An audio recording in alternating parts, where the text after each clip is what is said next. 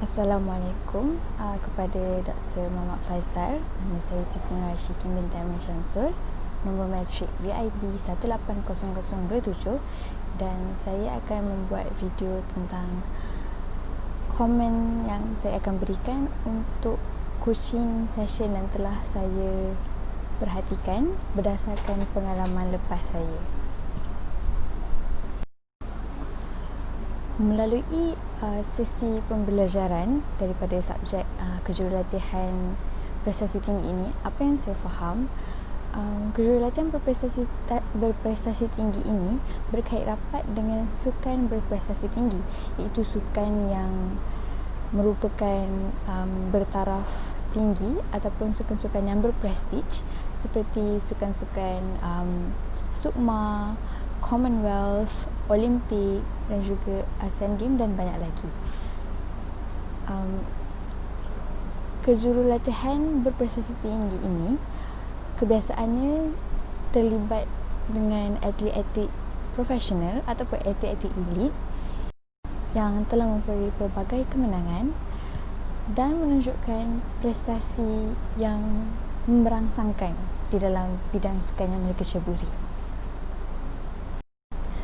Berkenaan dengan pengalaman lepas saya semasa berada di sekolah menengah dahulu, saya merupakan atlet larian jarak jauh dan saya juga menyertai acara merentas desa dan juga acara-acara maraton yang dalam kategori terbuka bagi jarak 10 km.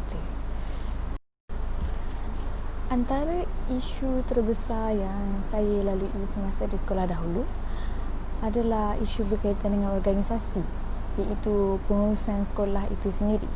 Kerana sebagai atlet yang mewakili sekolah, sudah menjadi tanggungjawab pihak sekolah untuk menyediakan dan menjaga kebajikan kami sebagai pelajar dan juga sebagai atlet.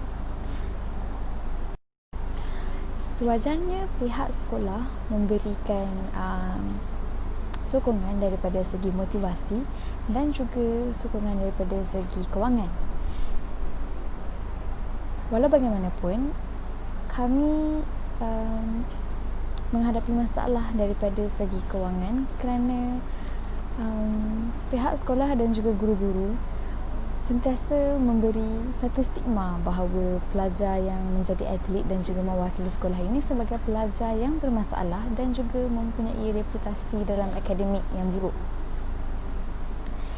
Jadi ini merupakan satu tindakan yang tidak profesional dan juga tidak wajar kerana pihak sekolah sepatutnya memberi galakan kepada para pelajar untuk menjadi seorang pelajar yang lebih holistik daripada segi sasiah, akademik dan juga kurikulum. Memandangkan saya datang daripada sekolah berasrama penuh, isu seperti ini tidak lagi asing bagi pelajar-pelajar yang cenderung kepada arah sukan ataupun kurikulum kerana sekolah-sekolah berasrama penuh kebiasaannya memberikan lebih tekanan kepada akademik. Hal ini memberikan masalah kepada sesi latihan kami dan juga pertandingan-pertandingan yang kami ingin sertai. Sebab contohnya saya sebagai seorang atlet yang menyertai pertandingan-pertandingan maraton dalam kategori terbuka, setiap penyertaan memerlukan yuran pembayaran dan kadang-kala penyertaan tersebut berada di luar negeri ataupun di luar daripada kawasan terdekat di sekolah saya. Jadi kebiasaannya pihak sekolah hanya memberi sokongan daripada sokongan kewangan daripada segi yuran penyertaan. Namun perbelanjaan untuk penginapan dan juga pengangkutan kami pada kebiasaannya perlu ditanggung oleh jurulatih kami. Dia terpaksa mendahulukan duit beliau dan mencari tempat tinggal ataupun penginapan untuk kami, dan juga menggunakan kenderaan beliau sendiri untuk membawa kami dan menyertai pertandingan tersebut.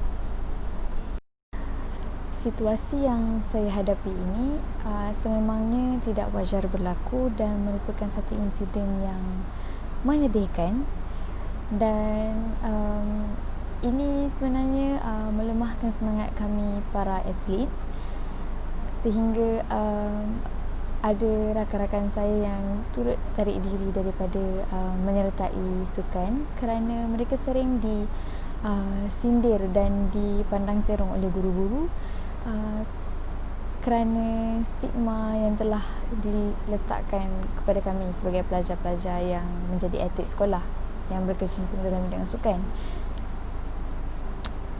Walau bagaimanapun,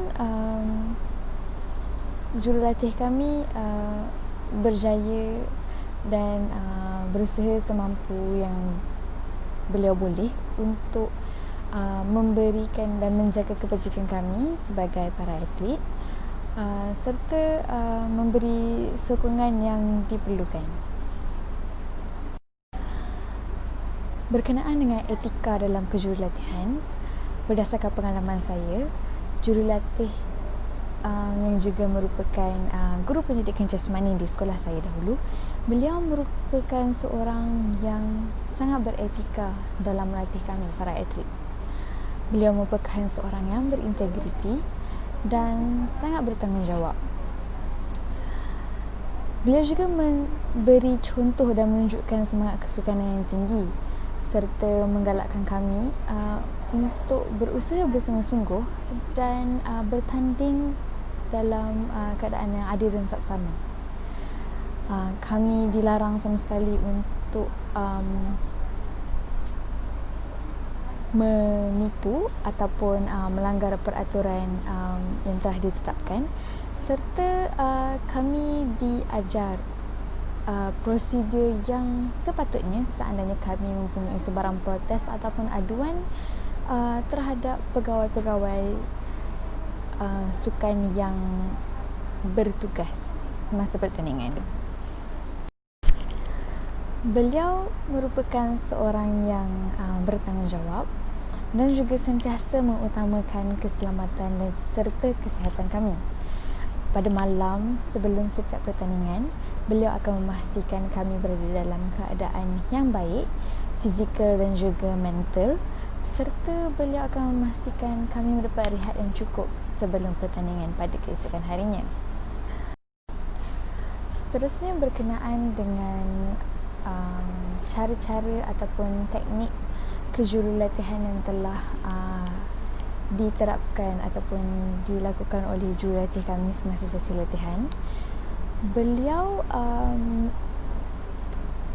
lebih cenderung dalam memberi arahan secara lisan berbanding daripada memberi demonstrasi secara fizikal ataupun menunjukkan kami cara-cara untuk melaksanakan sesuatu teknik ataupun skill. Walau bagaimanapun, beliau cuba untuk memberi demonstrasi seandainya perlu berdasarkan pada skill yang ingin diajar.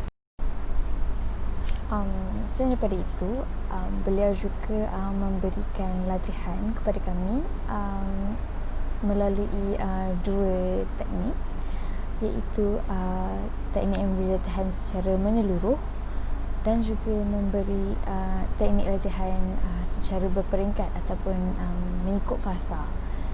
Iaitu secara menyeluruh ini bermaksud latihan yang kebiasaannya diberikan dan ditunjuk melalui demonstrasi, dan skill tersebut perlu dilaksanakan secara menyeluruh. Manakala bagi latihan secara berperingkat ataupun mengikut fasa, skill tersebut perlu dibahagikan mengikut fasa ataupun peringkat. kerana kebiasaannya skill yang menggunakan latihan secara berperingkat ini mempunyai level kompleksiti yang tinggi, menyebabkan skill tersebut perlu dibahagikan untuk memudahkan atlet mempelajari skill tersebut. Jurulatih saya juga banyak memberi maklum balas tentang latihan kami ataupun teknik-teknik kami dalam sukan melalui lisan. Selain daripada itu, beliau juga memberi maklum balas dalam bentuk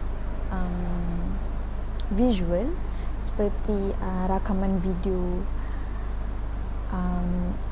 prestasi kami yang lepas ataupun rakaman video semasa kami melakukan latihan, supaya beliau boleh menunjukkan kesilapan ataupun kesalahan yang kami lakukan serta memberi pujian untuk teknik-teknik yang kami lakukan secara betul. Dengan pujian dan juga teguran yang telah diberikan, kami mendapat semangat yang positif untuk terus mengekalkan teknik yang betul yang telah kami lakukan serta memperbaiki kesilapan yang telah kami lakukan. Daripada segi falsafah dalam kejurulatihan yang jurulatih saya terapkan di dalam sesi latihan beliau, beliau merupakan seorang yang sangat berpegang teguh bahawa usaha keras dan juga semangat perjuangan yang tinggi merupakan satu nilai yang berharga dalam diri seorang atlet itu. Dan kebolehan ataupun bakat semula jadi seorang atlet itu semata-mata tidak bukan merupakan sesuatu yang sangat penting ataupun merupakan sesuatu yang sangat hebat. Hal ini kerana terdapat sesetengah atlet yang hanya bergantung kepada bakat semula jadi mereka semata-mata dan tidak melakukan atau menjalankan latihan mereka dengan tekun dan juga dengan penuh dedikasi. Oleh itu, jurulatih saya lebih memberi tumpuan kepada sesiapa sahaja yang menunjukkan usaha serta tidak berputus asa dalam memperbaiki diri mereka. Walaupun mereka mungkin seorang atlet yang tidak berbakat secara semula jadi, namun beliau percaya bahawa berkat daripada usaha dan juga kecekalan atlet tersebut dalam mengikuti latihan serta tidak berputus asa, dapat menjadikan atlet tersebut sebagai seorang atlet yang berjaya. Beliau juga sangat tegas berkenaan masa.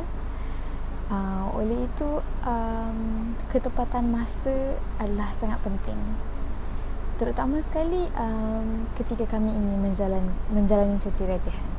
Kerana berada di sekolah berasrama penuh, jadual kami sangat padat. Oleh itu, masa yang diperuntukkan untuk sesi latihan adalah sangat terhad dan kami perlu memaksimalkan penggunaan masa tersebut. Dengan ini, sekian sahaja video berkenaan refleksi tentang kejurulatihan berprestasi tinggi daripada saya. Sekian, terima kasih.